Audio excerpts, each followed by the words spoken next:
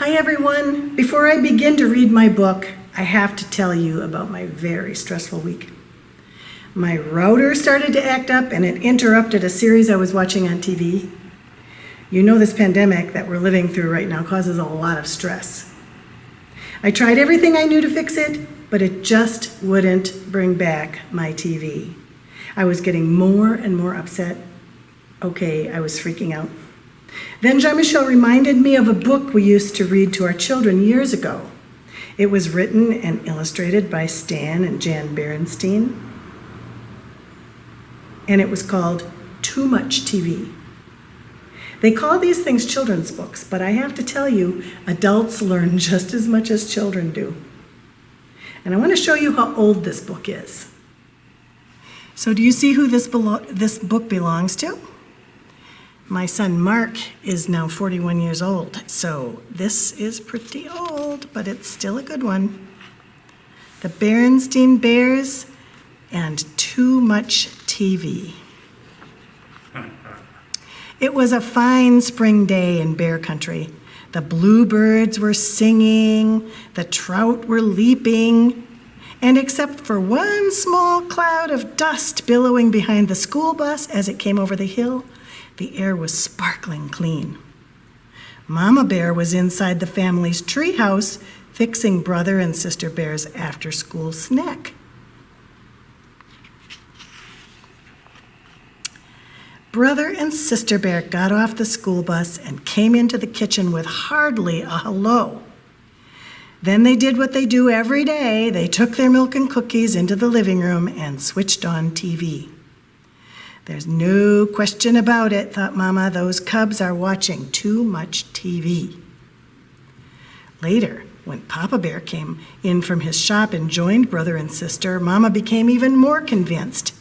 There's absolutely no question about it.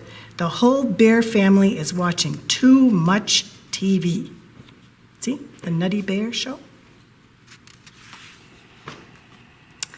She wasn't quite sure how it had happened. Maybe it began when the old fuzzy pictured black and white set broke down and they got a big new color set.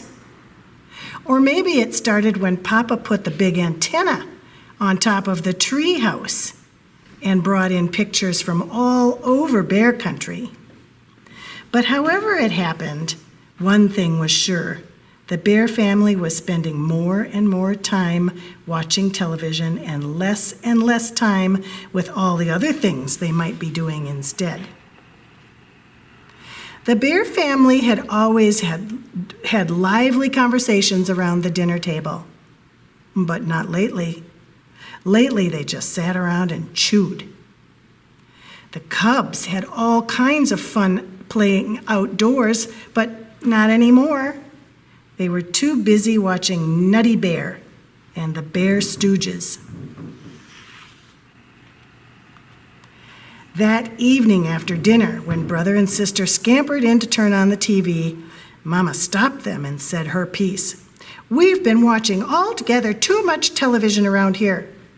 "But Mama," said Brother, "Nutty Bear is coming on and we'll miss it." "And the Bear Stooges," added Sister. "Well, you'll just have to miss them," said Mama firmly. "And furthermore," she added, "you may as well get used to the idea because there's not going to be any television around here for a whole week." "No TV for a week?" said the shocked cubs. "But Mama..." "Never mind the buts," said Papa. "Your mother is absolutely right. There's a lot more to life than TV, like homework, for instance. And fresh air and sunshine and exercise. No TV for a week is an excellent idea. Now, if you'll excuse me, there's a sports show I want to watch." "Just a moment, Papa," said Mama. "No TV for a week means you too." "What?" said Papa. "You can't be serious." But Mama was very serious. "What about the news?" protested Papa. "I won't know what's going on in the world if I can't watch the TV news." "Here, try this," said Mama. "It's called a newspaper." "And the weather," continued Papa. "How will we know what the weather will be?" "Try this," said Mama. It's called putting your hand out the window to see if it's raining. What are we supposed to do, just sit around and talk? Asked Brother. That'll be fine for starters, said Mama, settling comfortably into her rocker. But it had been so long since the Bear family sat around and talked that they had sort of forgotten how. It really didn't matter because pretty soon Papa fell asleep and snored so loudly that they wouldn't have heard each other anyway. After school the next day, the cubs looked longingly at the TV, but Mama shooed them out to play. Brother's bike had a tire that needed pumping up, and Sister's trike needed a little oil, and while it seemed strange not watching television, it was fun riding bikes and trikes again, sort of. That evening, the cubs worked on their homework, but it wasn't easy with that blank TV just sitting there and staring. Then Sister noticed an ad in Papa's newspaper, an ad for a TV special. "Oh, Mama," she said, "look, a special." "No TV for a week means no TV for a week," answered Mama. "And besides, Mother Nature has a much bigger special waiting for us. We're going to sit outside and watch the stars come out." "Watch the stars come out," complained Sister. "I don't know if I can stand the excitement," said Brother. Oh, see these? But as they sat out under the great sky, a spell came over the bears. It was all so big and beautiful. The bears stared at the sky, so far not a single star. "Look," cried Sister, "something's flying."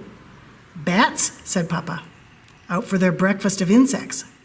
"Breakfast?" asked Brother. "That's right," answered Papa. "Bats sleep during the day, so this is their breakfast time." "I see a star!" cried Sister. She had found the very first tiny star. "I wish I may, I wish I might, wish on the very first star tonight." Soon there were others, and after a while the whole sky was full of stars. And it was very special, more special than anything they'd ever seen on TV. It was a sharper picture, too, and much, much, much bigger screen.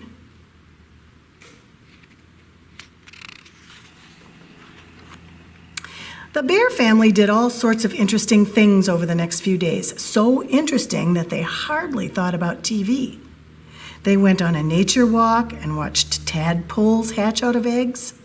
They watched an orb spider spin a magnificent web. How many of you have orb spiders in your backyard? I bet you do. They went shopping at the Bear County Mall. Well, shopping at the mall is not something we can do right now during this pandemic. We should stay safe and we should stay at home.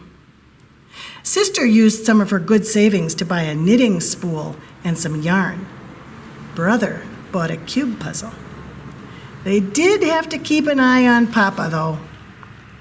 When they were at the mall, the cubs caught Papa in the TV store sneaking a look at a game show. Another time, he went downstairs in the middle of the night for a peek at the late-night movie, but Mama and the cubs stopped him just in time.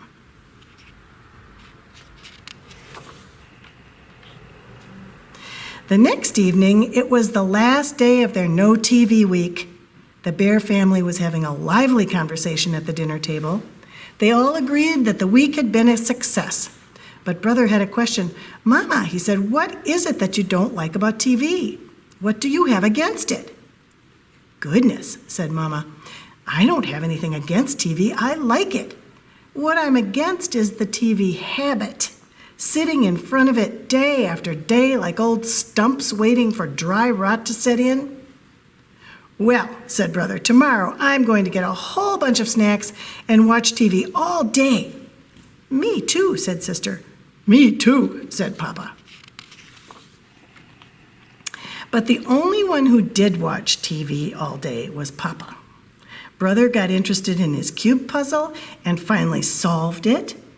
Sister started knitting a rug on her knitting spool. Finally, even Papa had enough and decided to bait his hook for a couple of those leaping trout. So this story was written way before we had internet, before we had routers and modems and Roku and Zoom. I'd like to know what everyone is doing other than watching TV. I know Luke is hiking. The McCarthys are playing frisbee golf and attending online Horton camp. The Ackermans are watching the stars around their fire pit, but they have to be careful for their real live Papa Bear. So what are the rest of you doing? I'd like to know, and I'm in the directory.